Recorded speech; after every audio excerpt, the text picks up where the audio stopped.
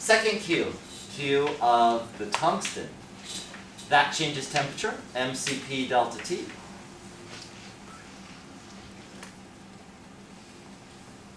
So M for the tungsten, so I was getting ahead of myself a little bit. M for the tungsten, let's see, do they give you the mass of the tungsten? Let's see. Oh, they give you density. They give you the density? Is that right? And Let us a see. length of the side so we could get volume. They give you the length of the side. Oh, and they give you, the density was from a previous problem. Well, it says 15, right? Yeah. 15, or 16, I guess. I had it, wherever it is, 15 or 16. Yeah, determine the density of tungsten. Yeah. So if you didn't get that one, I gave you a number to use in the question, or if you were concerned. So basically you need it, there's a multi-part problem. If you didn't get that, you could use the number it used in here. But I give you a different number here so that, people wouldn't cheat and know what the previous answer was. Okay? So we'll just use the answer it gives here. Okay? Which is 20.5 grams per cc, or cubic centimeter. And now I times that by the volume. Here's where I cube to get the volume of this. 1.442 cubed. I think that's 2. But you calculate 2 or 3. Okay. So we got that. What do we need now? Oh, Cp of tungsten's given. We can find the mass. Delta T for the tungsten. What is the, let me make this bigger. What's the initial temperature of the tungsten? Negative 200. Okay, so minus 200. Make sure you get your signs right. What's the final temperature? 0, yeah, as it keeps freezing, it's going to go down to 0. Let's see, what is left? The last Q term. So we just did the first 2 Q terms, the third one, Q of freezing. Q of the freezing.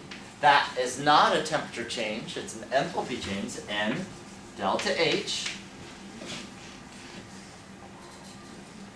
That delta H is what? Heat of fusion. Almost heat of fusion. Not exactly. Yeah, the negative of it. Is that okay? Fusion is melting. Is that okay? So you just want to make sure you get the negative. Because this is delta H of, like freezing, which is the negative of the delta H of fusion. So you got N times delta H, which is, where's that? Oh, right here. Minus delta H of fusion. That number, it's given in the question. What's N? How do we find N? Use the mass.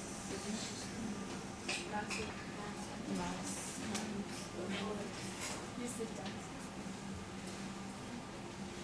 Isn't it mass of water times No.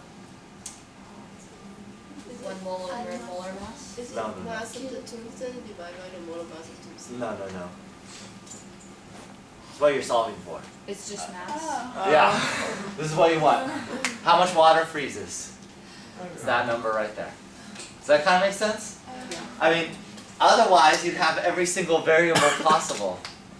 One of these has to be unknown or you're in trouble. Because how could you solve the problem if you know everything? So one of them has to be unknown. In this case, it's how much is freezing. So the question literally is, what mass of water freezes? So in N delta H, it's always mass? N is always mass? No, this is moles. You gotta convert to mass later. But this is, you're going to be solving for moles and then convert to mass using the molar mass of water. Okay. Yeah? So nothing happens to the tungsten with As far as what are you thinking of? Like how would you know? Well, the tungsten starts as a solid and gets colder. So there's no option for it. Any warmer? Yeah. It's warmer. Oh, it gets warmer, I guess you're right. I guess you could think of tungsten, your transition metals are usually what state at room temperature? Solid. Solids, yeah. So we're not thinking that the metal is going to start boiling or something. Yeah, or free. It's a good question to ask, but we know if it's a transition metal, it's going to stay a solid metal.